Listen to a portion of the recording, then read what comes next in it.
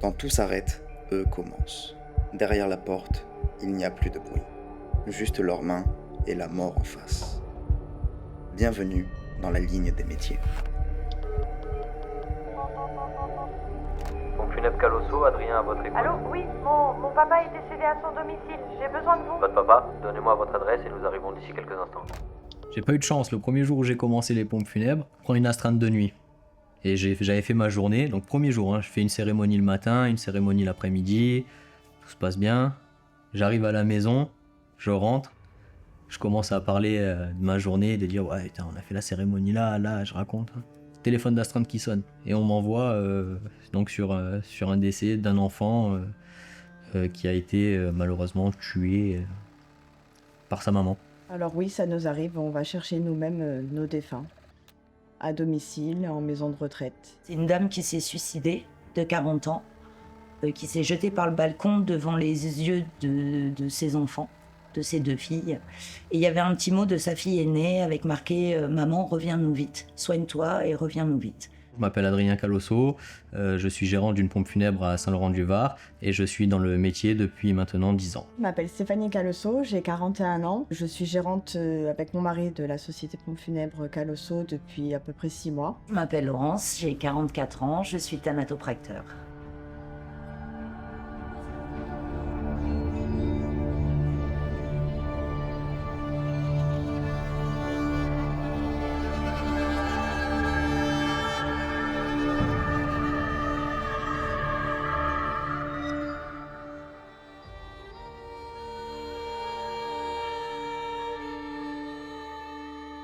Alors ce qui m'a poussé à choisir le métier de pompe funèbre, c'est simplement la passion du métier. C'est quelque chose qui m'est venu depuis que j'étais enfant. Le côté humain du métier, l'accompagnement des familles, l'accompagnement du dernier hommage, du dernier au revoir, la beauté du métier aussi. Voilà ce qui m'a poussé à faire ce métier. Ça fait pas tout à fait 1 an que j'ai décidé de passer mon diplôme de conseiller funéraire et maître de cérémonie pour rejoindre mon mari afin de monter une société de pompes funèbres. Quand j'ai connu mon mari, il était déjà dans le milieu et au fur et à mesure des années, à force d'en parler beaucoup ensemble, d'échanger toujours ses journées, je me suis de plus en plus intéressée au métier et je me suis dit pourquoi pas une reconversion funéraire. Alors aujourd'hui, ma famille, elle vit bien. Aujourd'hui, elle le vit bien. Elle est 100% derrière moi. Elle vit très très bien mon métier. Par contre, il y a 10 ans de ça, quand je leur ai annoncé que je quittais mon poste de carrossier peintre chez Renault pour me lancer dans les pompes funèbres, ça a été la douche froide. Et je me rappellerai toujours d'une phrase que m'a dit mon père. Quand je lui ai annoncé ça, il m'a dit « Tu vas les faire emballeur de viande froide ». Voilà, ça a été le choc en fait pour lui. J'avais une place chez Renault et il m'a dit « Tu vas quitter ta place dans un groupe mondial pour aller travailler dans les pompes funèbres ». Il était presque en colère de mon choix. Hein. Il comprenait pas. Hein. Et puis aujourd'hui, je pense que c'est sa plus grande fierté. Je suis arrivée dans ce métier voilà, en parlant beaucoup avec mon mari. J'ai voulu, voilà, de temps en temps, quand il partait les samedis ou les dimanches en intervention, par curiosité, j'allais avec lui. J'avais fait des réceptions famille, tout ça, et j'ai appris au fur et à mesure voilà, à gérer tout ça avec lui. Ça m'a beaucoup plu. Je me suis dit pourquoi pas un jour me lancer aussi. Je suis arrivée par hasard, mais je suis restée par passion aussi. Alors c'est surtout mes enfants, et elles ont tout de suite suivi parce que à la maison on en parle beaucoup et ouvertement, il n'y a pas de tabou. Alors pour exercer le métier de pompe funèbre, les qualités qu'il faut avoir, je pense qu'il faut avoir beaucoup d'empathie. Vraiment un métier où il faut avoir beaucoup d'empathie. Il faut aimer le relationnel avec l'humain. Tu veux la mettre à papa ? Il faut être une personne de cœur, avec du cœur, parce qu'on est confronté à la tristesse des gens. Il faut savoir faire la part des choses aussi pour pas être attristé en même temps qu'eux. Il faut vraiment être respectueux aussi. Ça, c'est très important dans ce métier-là. Ça, après, je pense que c'est une force de caractère qu'on a, chacun d'entre nous. Donc, pas tout le monde, je pense, est fait pour faire ce métier-là, hein, bien évidemment. C'est quelque chose qui nous affecte au début. Et après, on fait la part des choses. On arrive à comprendre avec le temps que malheureusement, les défunts, on ne les connaît pas forcément. On n'a pas partagé de moments affectifs avec eux. Et justement, c'est ce qui va nous aider à nous détacher de tout ça et à venir accompagner la famille vraiment pour rendre hommage, prendre que le bon de la personne qui est décédée, tous les bons éléments de la vie, les événements importants. Et c'est vraiment ça qui va nous aider à être là et à faire la part des choses et à pas prendre la douleur des familles qui sont en face de nous justement. J'ai une famille qui m'a marqué effectivement. Il y a quelques années de ça, je me suis occupé d'une dame qui avait fait une insémination artificielle dans un autre pays et qui avait eu des jumeaux. Donc cette dame m'appelle, je me rappelle vraiment comme c'était hier, un samedi matin, pour me dire qu'un des 2 jumeaux avait malheureusement pas survécu. Donc je reçois la famille, on fait l'organisation des obsèques pour ce bébé. Donc moment très compliqué déjà à gérer, j'arrive à créer un lien, on peut dire affectif avec cette famille. Quelques heures après notre rendez-vous, elle me rappelle et elle me dit « Adrien, il faut qu'on se revoie ». Je lui dis « Ma mince, qu'est-ce qui se passe? Il y a quelque chose qui va pas ?» Elle me dit « Non, il y a le 2e bébé malheureusement qui n'a pas survécu ». Donc effectivement, ouais, ça a été une des familles qui m'a marqué et aujourd'hui à laquelle je pense encore parce que il a fallu faire l'organisation de 2 bébés qui ont succombé malheureusement à quelques heures d'intervalle. Effectivement, quand on parle d'enfants dans ce métier-là, c'est quelque chose qui nous touche. On reste humain, hein, même on travaille dans les pompes funèbres. Et quand on parle d'enfants, c'est pas la logique des choses, donc c'est toujours très très compliqué quand on est confronté à un deuil d'un enfant, d'un bébé ou quelque chose qui est pas dans la logique, quoi. J'ai une cérémonie, oui, qui m'a particulièrement marquée il y a peu de temps. Il a fallu faire une cérémonie pour le meilleur ami de mon mari, où là, débutante, entre guillemets, dans le métier du funéraire, faire pour des familles en deuil, c'est une chose, faire pour des proches, c'est encore autre chose. La famille m'a appelé un vendredi soir pour me dire voilà, que Joe était parti, il était décédé. Mais c'est pas le genre de cérémonie qu'on a envie de faire. Quand ça nous touche, le côté humain, affectif, tu vois, c'est dur. On a toujours l'affect là quand c'est personnel. Ça, c'est une grosse charge émotionnelle. Très très grosse charge émotionnelle.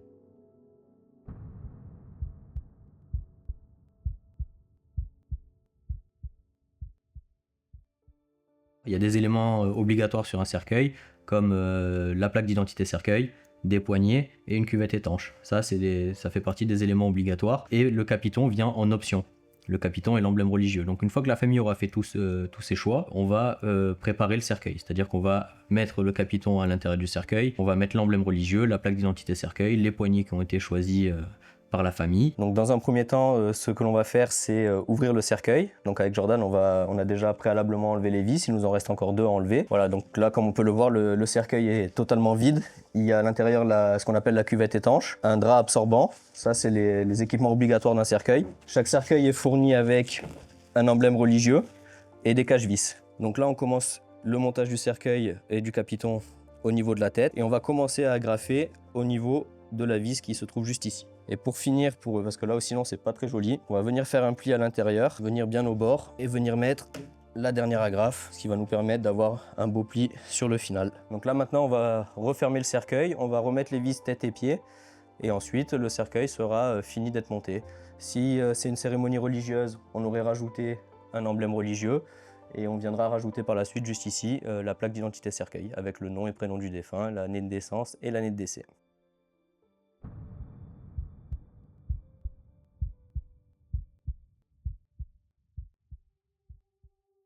On va procéder à la mise en bière, donc dans un premier temps, on va mettre le capot dans le salon. La famille nous a laissé quelques effets personnels à mettre aussi à l'intérieur du cercueil pour accompagner le défunt.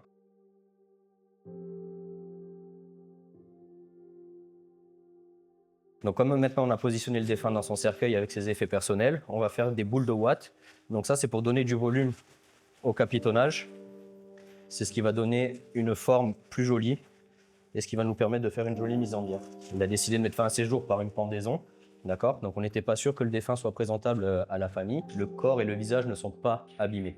Donc on va pouvoir le présenter dignement à sa famille. Une chose aussi importante, avant de mettre le défunt dans son cercueil, qu'est-ce qu'on a fait ? On a vérifié son bracelet d'identification. Parce que chaque défunt porte un bracelet qui a été préalablement mis au niveau du poignet pour bien attester que c'est la bonne personne que l'on met dans le cercueil.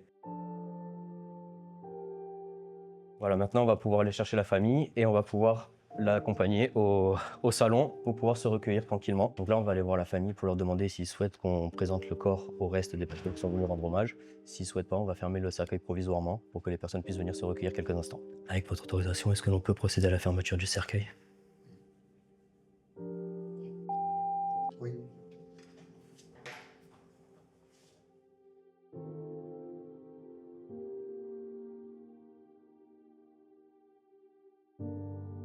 Le sceau de scellé, voilà. Ça, c'est pour bien prouver qu'on a fermé le cercueil avec la bonne personne à l'intérieur. Et ensuite, vu qu'on change de commune, le scellé est obligatoire. Étant donné qu'on a de la famille au départ et qu'on n'est pas dans le cadre d'une crémation, c'est moi qui suis habilité pour poser les scellés. Voilà, donc là, on va annoncer à la famille qu'on va procéder à la levée du corps. Donc on va sortir par les parties techniques et on va emmener le cercueil au véhicule funéraire. Voilà, mesdames, messieurs, il va maintenant être temps pour nous de procéder à la levée du corps. Je vais vous inviter à regagner l'extérieur de la chambre funéraire. Attendez-nous à côté du véhicule. Vous allez pouvoir nous voir l'accompagner et ensuite on partira en direction de Saint-Laurent-du-Var. Il y a des moments difficiles, tu vois, dans l'étape du deuil. C'est la présentation du défunt déjà dans un premier temps. C'est quand la famille rentre dans le salon et qu'ils voient leur défunt dans un cercueil. Ça, c'est une étape difficile. Personne n'a envie de voir son défunt dans un cercueil, que ce soit son père, sa mère, peu importe, c'est difficile. Et le deuxième moment le plus difficile pour moi, c'est au moment de la fermeture du cercueil. Quand on demande à la famille, avec votre autorisation, est-ce que l'on peut procéder à la fermeture du cercueil? Pour eux, c'est un moment... alors dans tous les cas, ils te donnent l'autorisation, mais c'est le moment le plus difficile, au moment où on vient fermer le cercueil avec le capot. Là, oui, c'est là où la famille réalise que malheureusement, ils ne verront plus jamais cette personne, quoi. Parce qu'une fois que la fermeture est faite, c'est définitif. Là, la famille, principalement le fils du défunt, il a réagi comme je m'y attendais, hein. Il a toutes les émotions qui sont sorties. C'est-à-dire qu'en fait, jusqu'à maintenant, il n'a pas montré de faiblesse, il n'a pas montré de tristesse.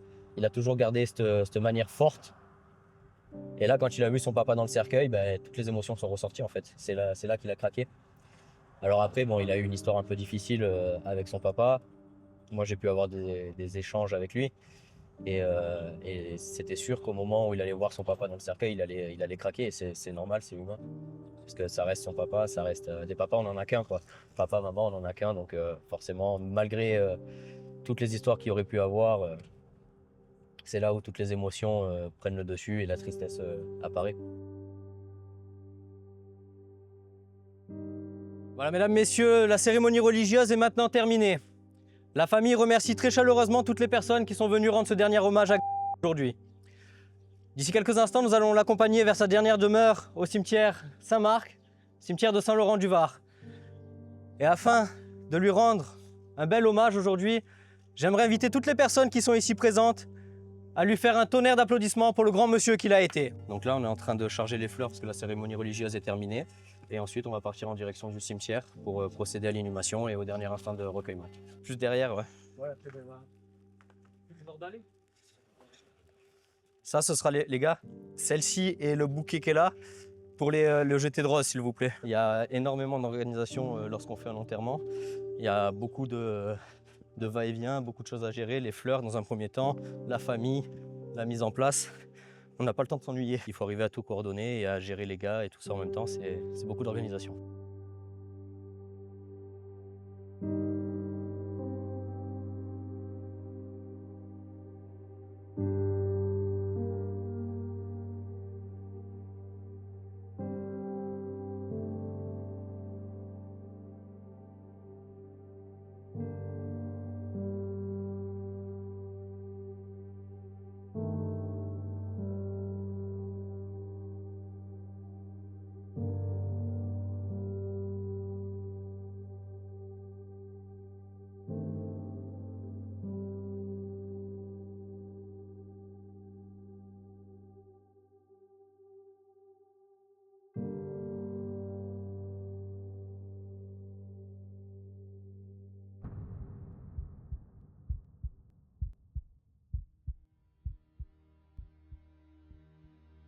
Alors hier soir, on a eu une famille qui nous a téléphoné parce qu'ils ont perdu leur maman. Et donc du coup, là aujourd'hui, on va aller chercher la défunte à l'hôpital pour la transférer vers la chambre funéraire de Cannes-sur-Mer.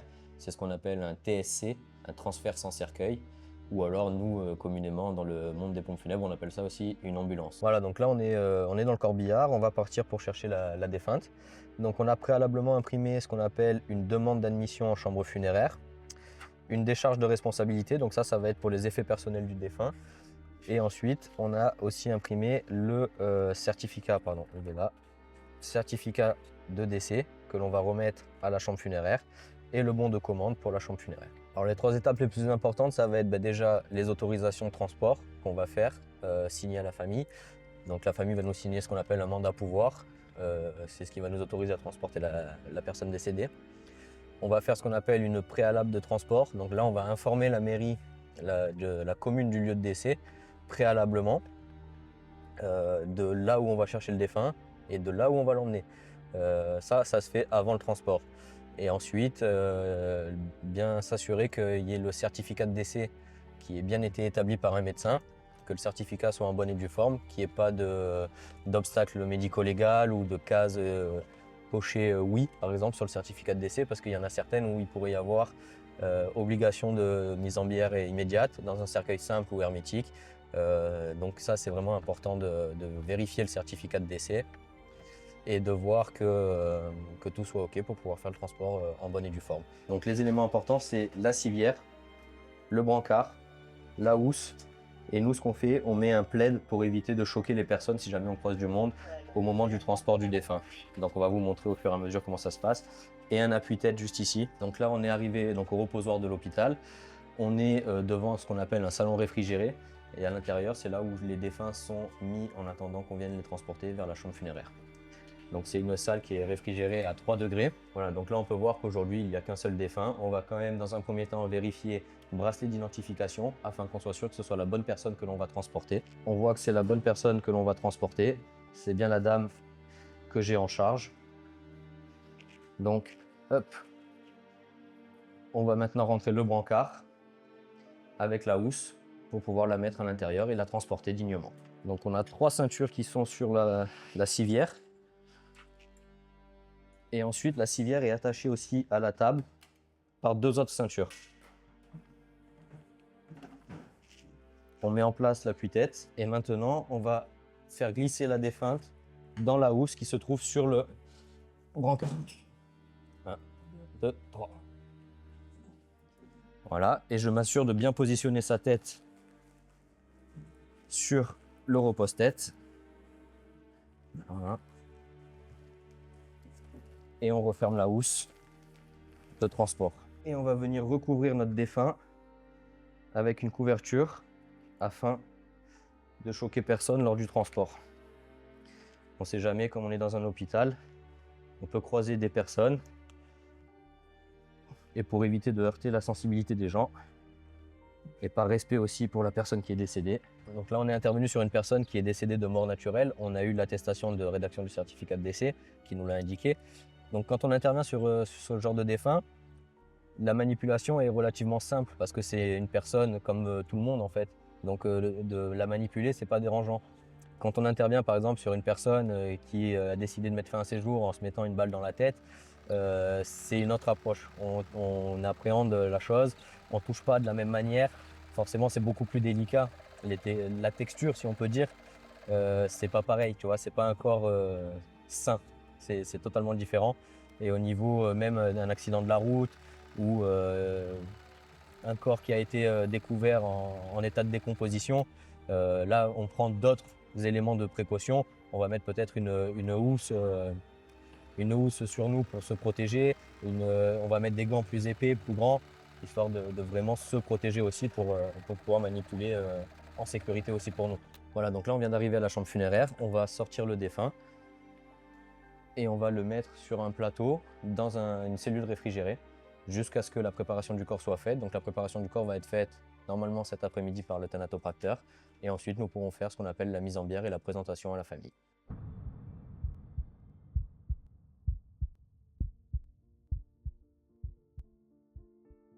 La première fois que la mort est rentrée dans ma vie, j'avais 18 ans et c'était mon grand-père en fait qui est décédé, qui a été oublié par les pompes funèbres Donc aucune préparation. C'était avec mon papa qu'on a dû le sortir du frigo et l'habiller nous-mêmes. Alors le choix de devenir thanatopracteur, je dirais que c'est suite à un accident. J'ai découvert grâce à Pôle emploi une association qui s'appelle Active Projet, qui font passer des tests psychologiques, personnels et qui sortent les métiers qui sont faits pour la personne.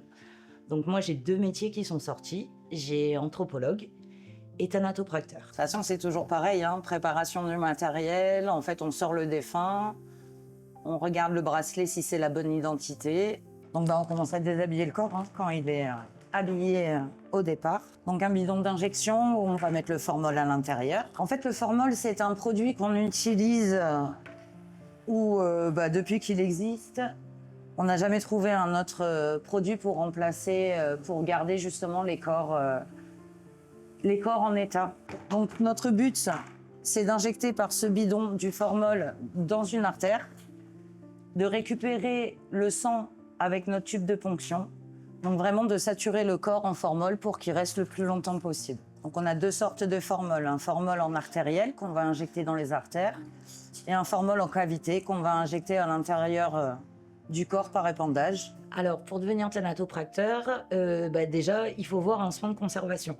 La première chose, c'est là où on va savoir si vraiment on est fait pour ce métier ou pas.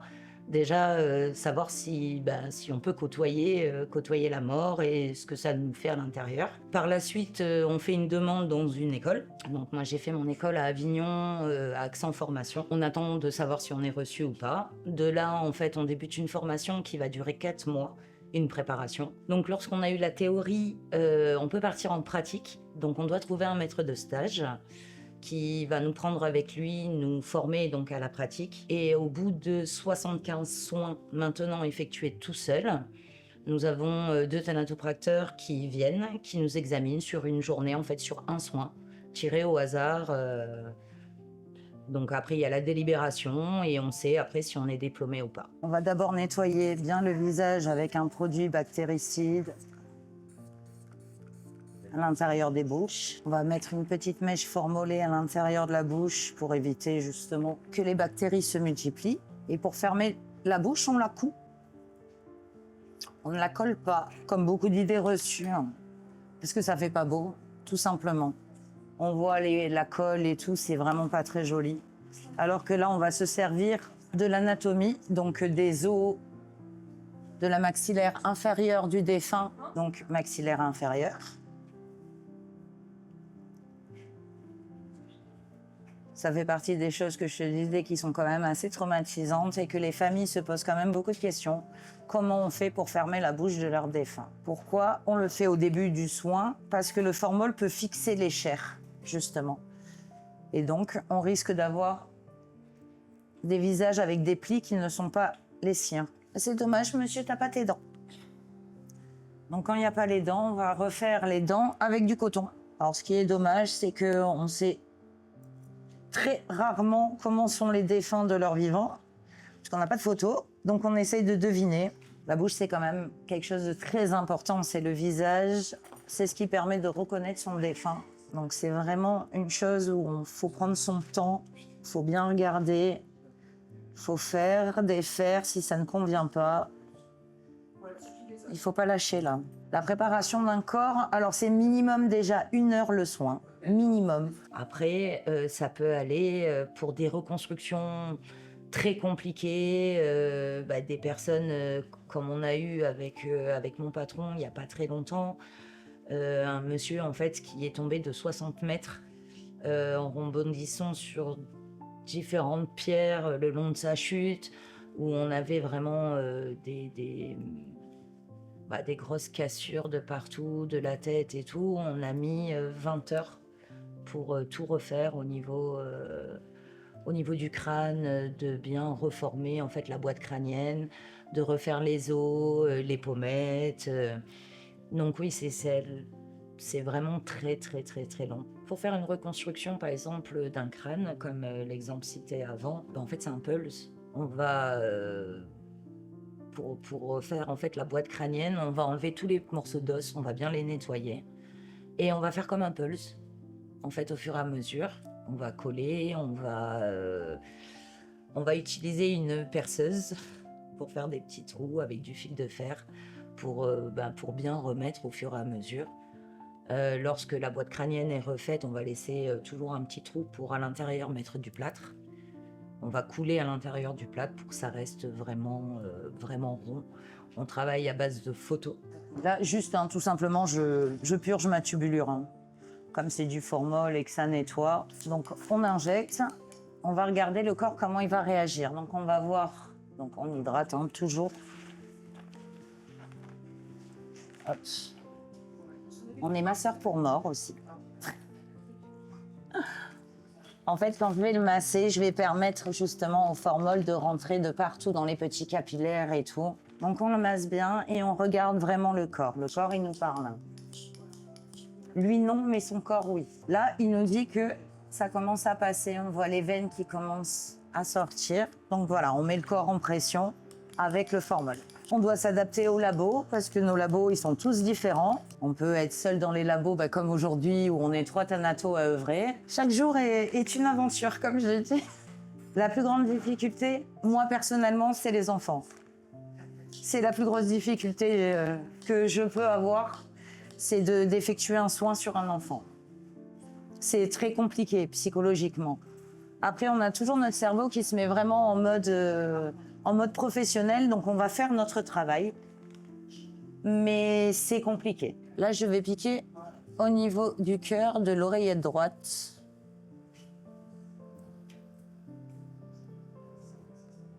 Voilà. On voit le sang qui arrive dans le tuyau. C'est un sang quand même qui est très noir.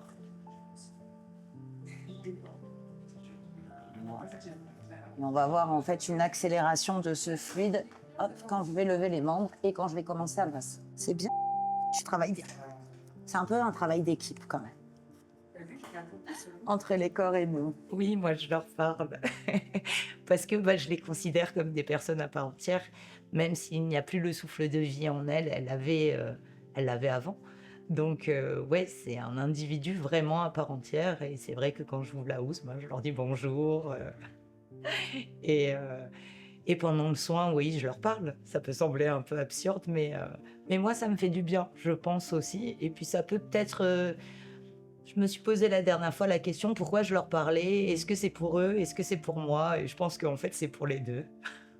Et dans notre travail, ça, on voit de suite le résultat. Moi, c'est ce que j'aime. C'est ce que j'adore. Tu vois, il y avait quelques petites couleurs rouges au niveau des oreilles. Regarde. On n'en a plus du tout. On masse vraiment de partout pour vraiment faire circuler le formol de partout au niveau du visage. Qu'est-ce qu'on fait avec ces poches de sang qu'on a récupérées? On les stocke, une société vient une fois par semaine pour les prendre et les crématiser. Voilà, donc là on a fini l'injection. Ce qu'on va faire, c'est l'aspiration en fait, de tous les fluides qu'il peut y avoir dans le corps. Donc le sang qui va rester. Et les différents liquides au niveau des poumons, au niveau de l'estomac, du ventre. Donc là, hop, on va faire la trachée. Voilà. Comme il peut y avoir des fluides qui remontent, il peut se mettre dans la gorge, dans le nez. Donc on va nettoyer tout ça. Donc là, je la serre la poitrine, les organes. Là, en fait, avec ce tube, on va les percer pour que justement notre produit, notre cavité qu'on va mettre après par la suite, puisse rentrer dedans et que les organes ne pourrissent pas, enfin, mettre beaucoup moins de temps à pourrir. Pourquoi? Parce que ce qu'il faut savoir, c'est que le formol va agir un certain temps, mais on ne va pas momifier non plus nos corps. À un moment donné, ils vont quand même partir. Ils vont retourner, comme on dit nous, à la nature. C'est pas un effet qui va durer pendant des années, des années, des années. Donc là, lacération des viscères, justement, pour après pouvoir correctement mettre mon cavité à l'intérieur. On enlève les gaz aussi qui ont pu se mettre. Stagiaire découverte, oui. Mais après, comme on leur dit, c'est normal. C'est normal, entre parenthèses, de se sentir mal lorsqu'on voit ça pour la première fois. On n'est pas habitué et puis bon, surtout on s'imagine pas qu'un soin peut se dérouler comme ceci. Non, on peut pas faire ce métier si dans sa tête on n'est pas clair. J'ai eu beaucoup de doutes, énormément, surtout quand je me suis retrouvée toute seule lors de mon premier soin en tant que diplômée. On a tous, je pense, ces moments de doute en se disant est-ce que c'est vraiment le bon travail que j'ai choisi parce que c'est dur. Et puis derrière, il y a tellement d'enjeux, entre parenthèses. L'enjeu, c'est que les familles puissent faire leur deuil correctement. Moi, j'aime tout, du début à la fin. Il n'y a pas de partie, en fait, ça fait partie d'un tout. Mais c'est vrai qu'après, lorsqu'on maquille, lorsqu'on coiffe, surtout pour les dames, c'est très satisfaisant, je dirais. On n'est pas insensible. Attention, les thanatos, on a beau côtoyer la mort tous les jours, on n'est pas insensible. Quand on fait des personnes qu'on connaît, quand on fait des personnes qu'on connaît et qui partent et qu'on nous demande à nous, c'est compliqué. Psychologiquement, c'est dur. Mais bon, il faut le faire. J'ai fait ma cousine et je savais pas qu'elle était décédée. Et en fait, ils avaient mal mis le nom. Et quand je l'ai fait, en fait, quand j'ai ouvert la housse, j'ai vu que c'était ma cousine. Donc, gros choc au départ. Et puis bon, après, on fait notre travail. Et puis c'est tellement satisfaisant d'un macabé d'en faire un dormant. On n'a pas des remerciements tous les jours. On n'a pas, parce qu'on voit pas, nous, les familles, les pompes funèbres, c'est rare qu'elles nous disent comment ça se passe. Donc voilà, là c'était l'aspect physique. Un thanato, physiquement, il doit être de bonne constitution. C'est vraiment variable. C'est vraiment variable, c'est vraiment la demande de travail et tout. Tout dépend. Tout dépend s'il y a beaucoup de travail. En ce moment, on est à 7 à 9 corps par jour, à peu près. Moi, je pense que si on n'est pas touché, il ne faut pas faire ce métier. Il y en a plein d'autres. Hein. Il y a plein de métiers très utiles, très utiles dans le monde. Hein. Et je pense qu'il y a des métiers qui nous correspondent à chacun d'entre nous par rapport à nos passés, par rapport à ce qu'on vit, par rapport à tout. Et que faut pas, surtout la thanatopraxie, on peut pas faire ce métier si on n'aime pas. Et si on n'est pas touché, il faut aimer les gens aussi, comme tous les métiers de service. Et je pense que si on n'est plus touché et qu'on n'a plus cette petite chose, il vaut mieux arrêter. Il vaut mieux arrêter, ça sert à rien, parce que je pense qu'à un moment donné, psychologiquement, ça va jouer et de se rendre malade pour un métier, non. En sachant que minimum, le salaire, à chaque fois je parle en net, hein, c'est 1 800 € net par mois. Après, on a des primes qui se rajoutent, voilà. Mais on ne fait pas thanato pour l'argent. On fait thanato par vocation. Alors, je donnerai les mêmes conseils que j'ai donnés à ma fille, qui veut devenir thanatopracteur elle aussi. Donc, que c'est un métier où... comme tout métier de service à la personne, c'est aussi un don de soi. Donc déjà, d'aimer les gens, parce que si on n'aime pas les gens, on ne peut pas le faire. D'être perfectionniste, parce qu'on n'a pas le droit à l'erreur.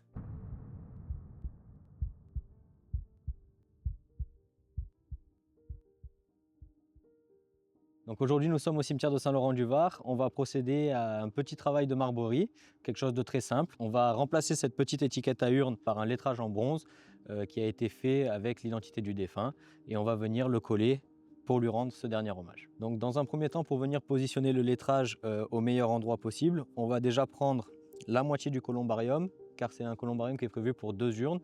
Donc là, il y a déjà une urne à l'intérieur qui est le monsieur.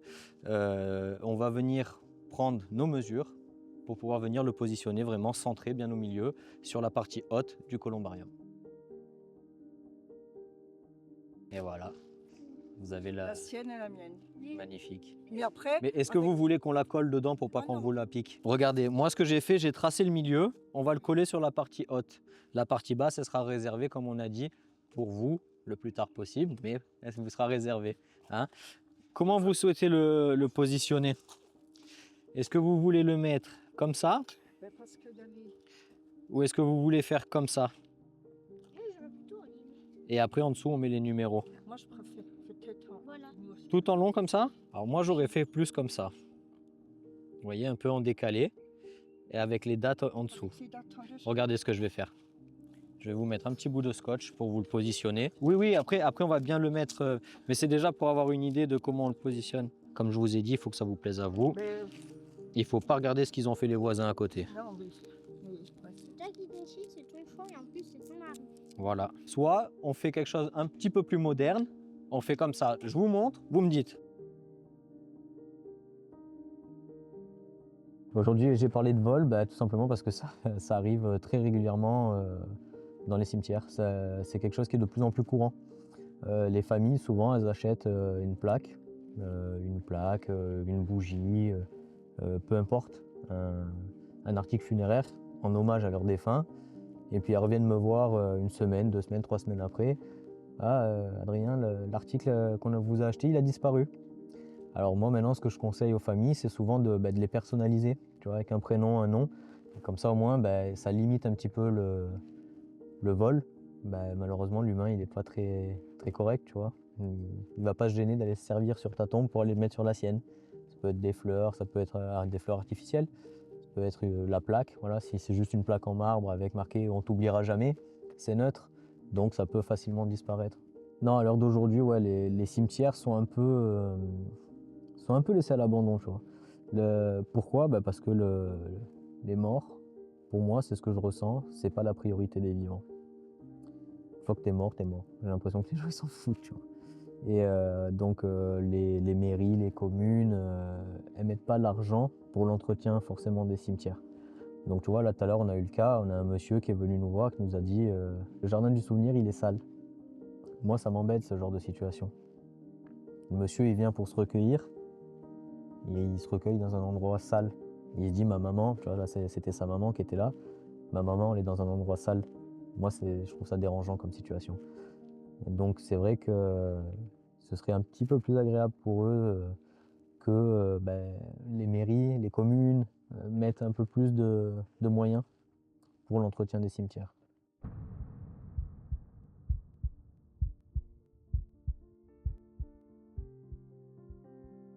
Alors, en tant que conseiller funéraire et chauffeur de corbillard, effectivement j'ai 2 rôles. Le premier rôle en tant que conseiller funéraire, ça va être d'organiser et d'accompagner la famille. Et le second rôle, en tant que chauffeur de corbillard, ça va être le jour de la cérémonie, de pouvoir accompagner la famille, de pouvoir faire en sorte que le cortège se déroule dans les meilleures conditions, autant pour la famille que pour le défunt. C'est un élément très important à prendre en compte.